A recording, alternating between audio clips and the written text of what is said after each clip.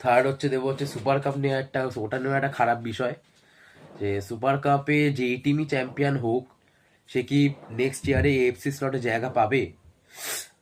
একদমই পাবে না। এটা আমার মনে হচ্ছে কোথাও গিয়ে, কারণ এএফসি রুলসই আছে, রুলস নির্ধারণ তারা করে দিয়েছে 24টা ম্যাচ খেলতে হবে ন্যাশনাল লিগে। তো আইএসএল এ যদি না হয় 24টা ম্যাচ কি করে খেলবে? আমি মানলাম ওখানে Durand plus super cup, super কাপে মেনলি পার টিমের যদি তারা ফাইনাল অব্দি পৌঁছায় পার টিমের তাও ওই মেরে কেটে 7 থেকে 8টা ম্যাচ, আর ডুরান্ডের ওই সেমি 7 থেকে ফাইনাল অব্দি না পৌঁছালে ওই ধরো 4 থেকে 5টা ম্যাচ হতে পারে ফাইনাল অব্দি যদি না পৌঁছায়। তাহলে সব মেরে কেটে দাঁড়াচ্ছে 14 থেকে 15টা ম্যাচ, খুব বেশি করে বললাম।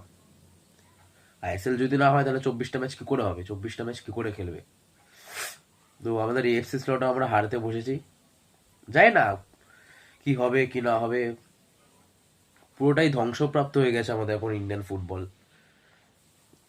যেখানে ক্রিকেটের যে যে লিগগুলো হয়, আমি নাম নিচ্ছি না তার, হয়তো কিছু ফ্যান বেস আছে দেখে, আবার কিছু ম্যাক্সিমামটাই দেখে না, তা সেইগুলো পর্যন্ত টেলিকাস্ট করা হয় আমাদের চ্যানেলে, টিভি চ্যানেলে বা মোবাইলে।